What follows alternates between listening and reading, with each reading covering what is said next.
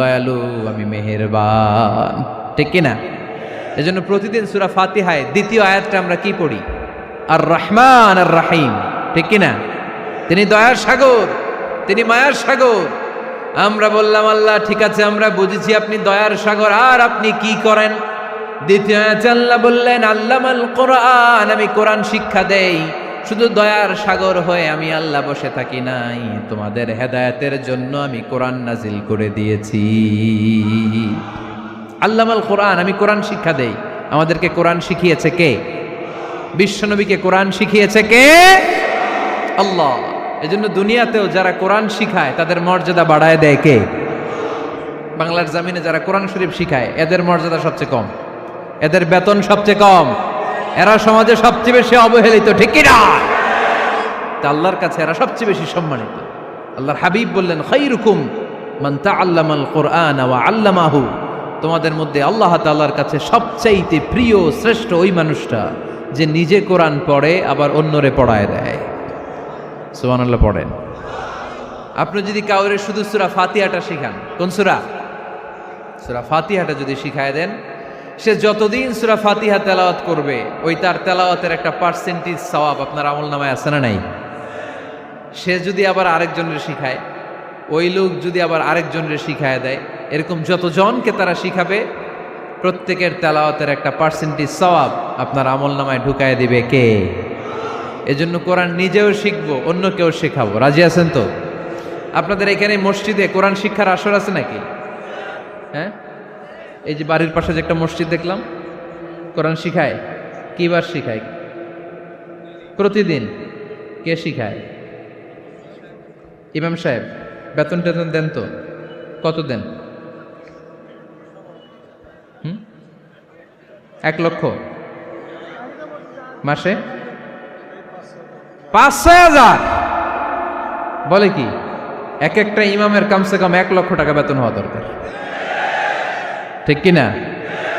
না খেয়ে না পড়ে অল্পতে তুষ্ট থেকে যারা শুকরিয়া করে এরা আমাদের আইম্মাতুল মাসাজিদ, মসজিদের ইমামরা, মসজিদের মুয়াজ্জিনরা। এক একটা মসজিদের মুয়াজ্জিনের গলা হবে এরকম বিশাল উঁচু। কিয়ামতের ময়দানে সবাই আমরা এর দিকে তাকায় থাকবো, কিরে ভাই তোর গলা উঁচু কেন? সে বলবে, আমার এই গলা দিয়ে প্রতিদিন 5 বার আমি আজান দিয়েছি। কিয়ামতের ময়দানে ঠিকই সম্মানিত, দুনিয়ায় আমরা চিনলাম না ওনাদেরকে। এজন্য কোরআন শিক্ষার আসর যেন আমরা গড়ে তুলি। তালিমুল কোরআন প্রজেক্ট লাগবে, শিশুদের কোরআন শিক্ষার আসর, নারীদের কোরআন শিক্ষার আসর, বয়স্কদের কোরআন শিক্ষার আসর। আমরা কোরআন শিখে মরতে চাই, কোরআন জেনে মরতে চাই। No excuse will be granted that day. সেদিন আল্লাহ কোনো এক্সকিউজ গ্রহণ করবে না। সব পারো, হিন্দি তো ঠিকই কইতে পারো। হিন্দিতে কথা কইতে পারে না ছেলেপেলেরা? হিন্দি সিনেমা এমন দেখা দেখে হিন্দিতে কথা কইতে পারে। তো হিন্দি ভাষা বুঝতে পারলে, শিখতে পারলে আরবি পারলা না কেন? কোনো এক্সকিউজ, ওজর, আপত্তি সেদিন আল্লাহ গ্রহণ করবে না। শরীয়তপুরের ভাইরা, আসুন আমরা কোরআন শিখি, আসুন আমরা কোরআন পড়ি। প্রতিদিন একটা আয়াত হলেও কমপক্ষে আমরা যেন কোরআনের অর্থ পড়ি, বঙ্গানুবাদ পড়ি। রাজি আছেন তো? আপনাদের স্মার্টফোন আছে কার কার হাতে দেখি?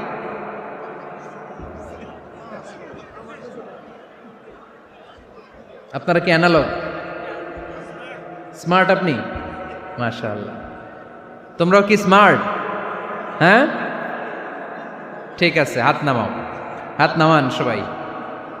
তো এই যে স্মার্টফোন আসছে স্মার্ট বানাইতে, যেই ফোনের মধ্যে কোরআন নাই সে আনস্মার্ট। ঠিক কিনা? যার মোবাইলের ভেতরে কোরআনের অ্যাপস আছে, ডাউনলোড করে অ্যাপস রেখেছে, সেই হচ্ছে আসল smart. He is the real hero, he is the real smart. এজন্য মোবাইলের অ্যাপসের ভেতরে কোরআন ঢুকাইতে হবে। শরীয়তপুরের ছেলেরা খুব সহজ, অ্যান্ড্রয়েড সেট ইউজ করলে প্লে স্টোরে যাও, যে তুমি বাংলা কোরআন লিখে চলে আসবে। আইফোন যদি ইউজ করো অ্যাপ স্টোরে যাও, ওখানে যে বাংলা কোরআন লিখে চলে আসবে। সহজ।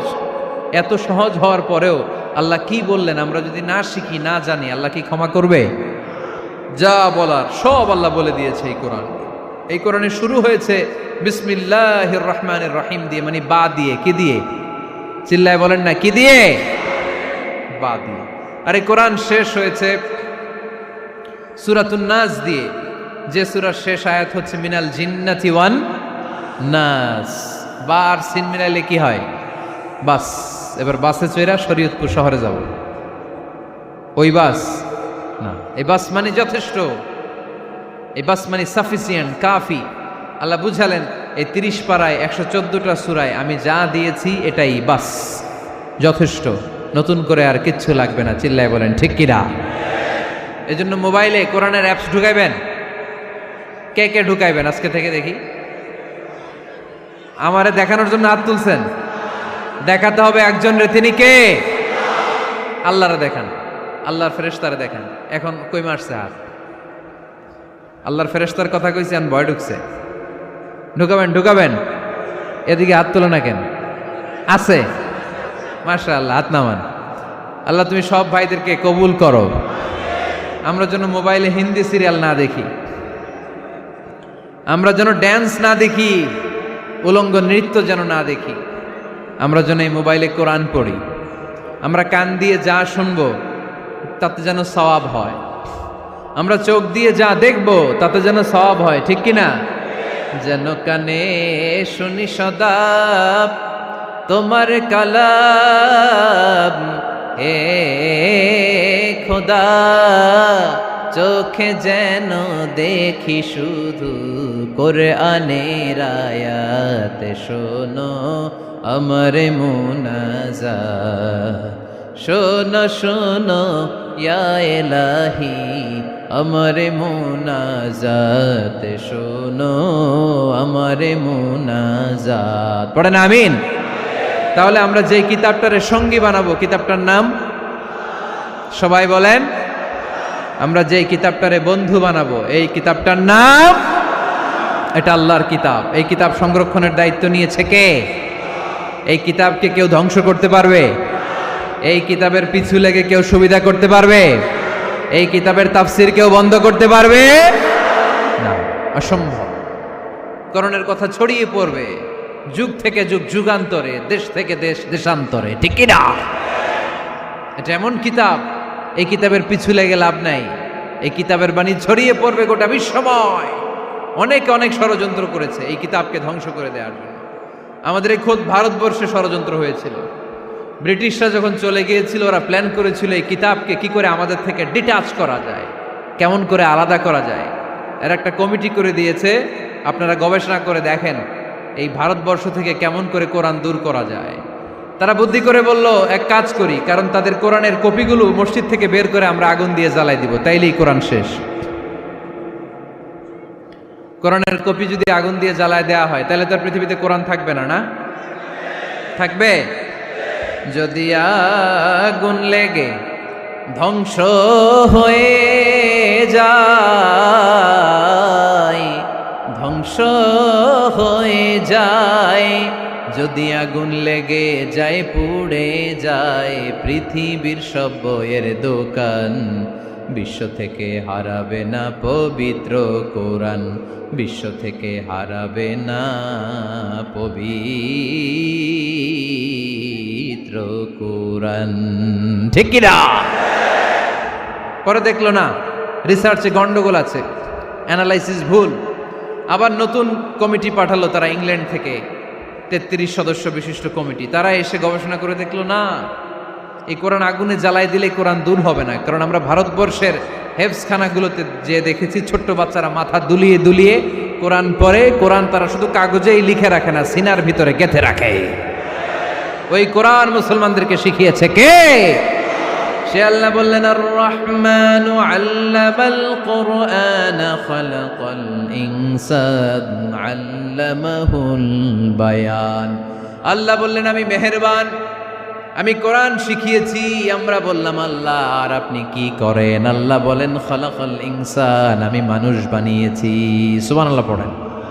আমাদেরকে তৈরি করেছে কে? জোরে বলতে হবে কে?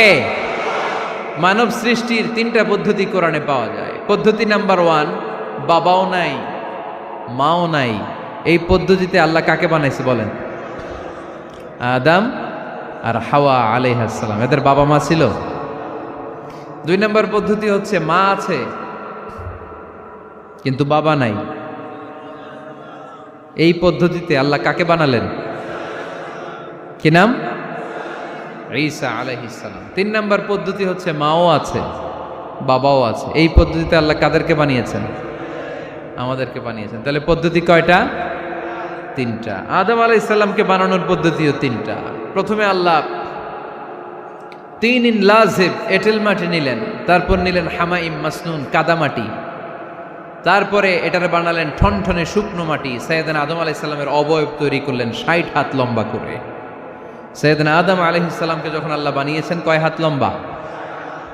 সহিহ বুখারীর বর্ণনা, লাম্মা খালাকাল্লাহু আদামা ওয়া কানা তুলুহু 60 যিরাআন।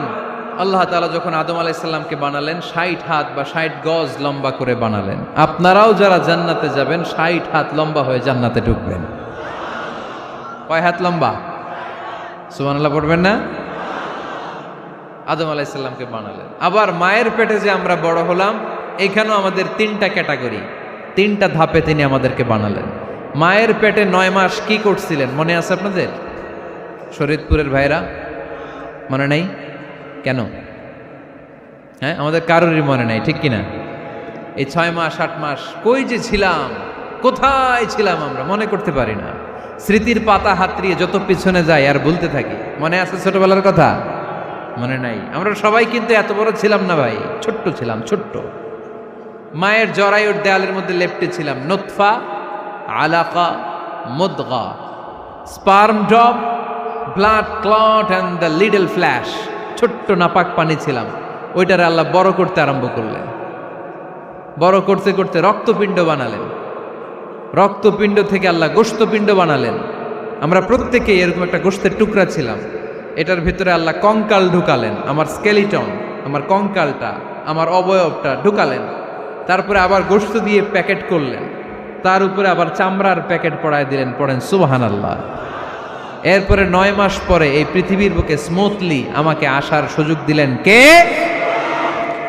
একথাই আল্লাহ সূরা আল মুমিনুনে বললেন, ওয়ালাকাদ খালাকনাল ইনসানা মিন সুলালাতিন মিন তিন সুম্মা জাআলনাহু নুতফাতান ফি ক্বারারিন মাকিন ثم خلقنا النطفة علقة فخلقنا العلقة مضغة فخلقنا المضغة عظاما فكسونا العظام لحما ثم أنشأناه خلقا آخر فتبارك الله أحسن الخالقين। পড়েন আল্লাহু আকবার। আপনারা উঠতেছেন কেন? উঠছেন কে কে দেখি? আপনার চেহারাটা দেখেন আমাকে।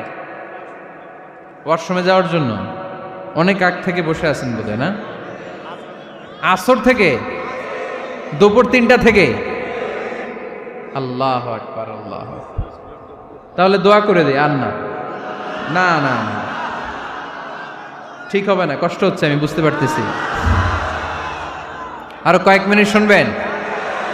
পড়েন পড়েন, লিল্লাহে তাকবীর, লিল্লাহে তাকবীর, লিল্লাহে তাকবীর। মায়ের পেটে আমাদেরকে তৈরি করলো কে? আল্লাহ। 10 মাস আমাদেরকে খাবার দিল কে? অক্সিজেন দিল কে? দেখেন, দুনিয়ার কেউ কিন্তু আমার খোঁজ নিতে পারে নাই ভিতরে যে পারছে। ওই গোপন জায়গায় একজন আমার রিজিক দিত। তিনি কে?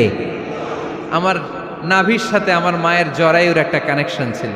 ওই একটা লাইন দিয়ে আমাদের সবাইকে আল্লাহ খাবারের ব্যবস্থা করেছেন, পানির ব্যবস্থা করেছেন, বাতাসের ব্যবস্থা করেছেন। দুনিয়ায় আসার সাথে সাথে দুনিয়ার মানুষরা ওই খাবারের লাইনটা কেটে দেয়, ঠিক কিনা? শরীয়তপুরে বোধহয় রেখে দেয়। কি করে? কাটাপ। দেখবেন সিজার করার পরে বাচ্চাদেরকে বের করে কেচি দিয়ে যারা সিজার করে ডাক্তাররা কি করে? কেটে দেয়। বাচ্চার পা ধরে মাথাটা নিচু করে নিতম্বের মধ্যে থাপ্পড় মারে কয়েকটা, তারপরে বাচ্চা ওয়া ওয়া করে কেঁদে ওঠে, ঠিক কিনা? আমরা আমাদের কানে শুনি ওয়া ওয়া, আসলে সে আল্লাহর কাছে কেঁদে কেঁদে ফরিয়াদ জানায়, বলে আল্লাহ 9 মাস 10 মাস মায়ের পেটের ভেতরে ছিলাম, কেউ তো খোঁজ খবর নিল না। তুমিই তো আমার এই নাভির সাথে মায়ের জরায়ুর একটা লাইন দিয়ে, ওই এক লাইনে খাবার, এক লাইনে পানি, এক লাইনে বাতাস ঢুকিয়েছ। 9টা মাস এই খাবারের লাইন আমার ঠিকঠাক ছিল, আমার টেনশন ছিল না। কিন্তু দুনিয়ার বুকে আসার সাথে সাথেই এদের সাথে আমার কি শত্রুতা আমি জানি না, আসার সাথে সাথে আমার খাবারের লাইনটা কেটে দিস। আল্লাহ একটা মাত্র খাবারের লাইন ছিল, মানুষগুলো কেটে দিল। আমি এখন কি খাবো, আমি এখন যাব কই? আল্লাহ বলে কাঁদিস না, 8 মাস যেমনি খাওয়াইছি এখনো খাওয়াবো। সুবহানাল্লাহ পড়েন। খাবারের একটা লাইন ছিল, কেটে দিয়েছে। ওই একটার বিপরীতে তোর মায়ের বুকের ভেতরে এখন খাবারের 2টা লাইনের ব্যবস্থা করে দিলাম। খালাকাল ইনসান, তিনি মানুষ বানিয়েছেন, মানুষের যা দরকার তার ব্যবস্থাও করে দিয়েছেন। চিল্লায় বলেন ঠিক কিনা? এজন্য আল্লাহ বললেন আর রহমানু আল্লামাল কুরআন খালাকাল ইনসানা আল্লামাহুল বায়ান। আমি মেহেরবান, আমি তোমাদের কোরআন শিখিয়েছি, আমি মানুষ তৈরি করেছি, আমি তোমাদেরকে ভাষা শিক্ষা দিয়েছি। সুবহানাল্লাহ পড়েন। আল্লামাহুল বায়ান, আমি তোমাদেরকে বয়ান শিখিয়েছি। এই যে আমরা বয়ান করি, আমাদের যে ভাষা, এই ভাষা কার দান? আমাদের বাংলা ভাষা কার দান? পৃথিবীতে অনেক ভাষা আছে, একটা ভাষার প্রকাশভঙ্গির সাথে আরেকটার মিল নাই। একটার প্রকাশভঙ্গির সাথে আরেকটার মিল নাই। চাইনিজরা চাইনিজ ভাষায় কথা বললে ইংরেজরা কিচ্ছু বুঝে না, ইংরেজরা বললে আরবরা বুঝে না, আরবরা বললে মালায়রা বুঝে না, মারায়রা বললে আফ্রিকানরা বুঝে না। সুবহানাল্লাহ পড়েন। আমি অনেক দিন দেশের বাইরে থাকি, 10 বছরেরও বেশি আমি পড়াশোনা করি, এখনো পিএইচডি করি। তো মিশরে যখন আমি পড়াশোনা করতাম তখন দেখতাম এক এক ভাষায় এক একজন কথা বলে। আমরা বাঙালিরা যদি কোনো কথা বলে হাসাহাসি করি, হেসে হেসে আমরা কুটি কুটি হয়ে যাচ্ছি, মরে যাচ্ছি, কিন্তু ওরা হাসে না, বিদেশিরা, ওরা বুঝে নাই তো। আবার ওরা যখন কথা বলে হাসে, আমরা কিছুই বুঝি না। সুবহানাল্লাহ পড়বেন না? ওইটা বাদ দেন, আমাদের বাংলাদেশে আসেন, আমাদের বাংলাদেশে এক এক জেলার সাথে আরেক জেলার ভাষার ভিন্নতা আছে না নাই? সুবহানাল্লাহ পড়বেন না? ঢাকার ভাষার সাথে ফরিদপুরের ভাষার অমিল, সিলেটের অনেক অমিল, চট্টগ্রামের অমিল আছে না নাই? সবচেয়ে বেশি অমিল সিলেটে আর চট্টগ্রামে, ঠিক কিনা? ওনাদের ভাষাগুলো এমন, শুনলে বুঝার উপায় নেই যেটা বাংলা ভাষা না অন্য ভাষা, কিন্তু প্রত্যেক আঞ্চলিকতায় একটা মাধুর্যতা আছে না নাই? আল্লাহ পাক এই কোরআনের মধ্যে আঞ্চলিকতার দাম দিলেন। হিশাম বিন হাকিম বিন হিজাম কোরআন থেকে তেলাওয়াত করতে শুরু করলেন। এই তেলাওয়াত শুনে সাইয়েদনা ওমরে ফারুক ওনার ঘাড় ধরে টেনে বিশ্বনবীর কাছে নিয়ে আসলেন। ওমরে ফারুক বললেন, ইয়া রাসূলুল্লাহ, দেখেন হিশাম বিন হাজিম কেমন করে কোরআন পড়ে, দেখেন ভিন্নভাবে কোরআন পড়ে। আপনি শিখাইছেন একভাবে, ও পড়ে আরেকভাবে, ওর বিচার করেন। আসলে আরেকভাবে পড়ে নাই, অন্য আঞ্চলিকতায় পড়েছে। যেমন আমরা পড়ি ওয়াদ-দুহা ওয়াল লাইলি ইযা মা ওয়াদ্দাআকা রাব্বুকা ওয়া মা ক্বালা ওয়ালাল আখিরাতু খায়রুল লাকা মিনাল উলা। কিন্তু কোরআনের আরেকটা লাহজা বা আরেকটা পড়ার পদ্ধতি আছে, যেখানে ওনারা পড়ে ওয়াদ-দুহা ওয়াল লাইলি ইযা সাজে মা ওয়াদ্দাআকা রাব্বুকা ওয়া মা ক্বালা। সুবহানাল্লাহ পড়বেন না? হাশিম বিন হিকাম এরকম বাঁকা করে পড়ছিলেন। ওমরে ফারুকে বাঁকাটা শিখেন না, উনি শিখছিলেন সোজা। ওমরে ফারুক আবার সোজা সাপটা পছন্দ করতেন। সুবহানাল্লাহ পড়েন। বিশ্বনবী বললেন, হিশাম বিন হিজামকে তুমি ছাড়ো। বললেন, হিশাম তুমি কিভাবে পড়েছো? হিশাম বলে, আমি এইভাবে পড়েছি। বিশ্বনবী বললেন, হাকাযা উনজিলাত, এভাবেও নাজিল হয়েছে, সমস্যা নাই। ওমর তুমি কিভাবে পড়েছো? ওমর বললেন, আমি তো এইভাবে শিখেছি। বিশ্বনবী বললেন, এভাবেও নাজিল হয়েছে, সমস্যা নাই। উনজিলাল কুরআনু আলা সাবআতি আহরুফ ফাকরাউ মা তায়াসসারা মিনহু। আরবি ভাষা একটা, কিন্তু এর মধ্যে আঞ্চলিকতা আছে 7টা। এই 7টা আঞ্চলিকতা দিয়ে কোরআন নাজিল করেছে কে? এজন্য আঞ্চলিকতার মর্যাদা আল্লাহ কোরআনেও দিলেন। এজন্য বললেন, আর রহমানু আল্লামাল কুরআন খালাকাল ইনসান আল্লামাহুল বায়ান। আমি মেহেরবান, আমি কোরআন শিখালাম, আমি মানুষ বানালাম, আমি তোমাদেরকে ভাষা শিখালাম। সুবহানাল্লাহ পড়েন। এরপর আল্লাহ বললেন, আশ-শামসু ওয়াল কামারু বিহুসবান ওয়ান নাজমু ওয়াশ-শাজারু ইয়াসজুদান। সুবহানাল্লাহ। আশ-শামসু ওয়াল কামারু বিহুসবান, চাঁদ আর সূর্য আমি তৈরি করেছি তোমাদের হিসাবের জন্য। হিসাব আছে না নাই? কতদিন এক বছর আপনাদের শরীয়তপুরে? হ্যাঁ, 65 দিন। এটা তো সোলার ইয়ারের হিসাব বললেন, মানে সৌর বৎসর। আর চান্দ্র বৎসরে 354 বা 55 দিন। তাহলে এই সূর্য আর চাঁদ আর সূর্যকে আল্লাহ এই মহাবিশ্বে দিয়েছেন হিসাবের জন্য, ঠিক কিনা? আল্লাহর হাবিব বললেন সুমু লি রুইয়াতিহি ও আফতিরু লি রুইয়াতিহি। চাঁদ দেখে রোজা রাখো, আবার চাঁদ দেখে রোজা ভাঙো। আমরা রমজান শুরু করি কি দেখে? জোরে বলেন। ঈদ শুরু করি কি দেখে?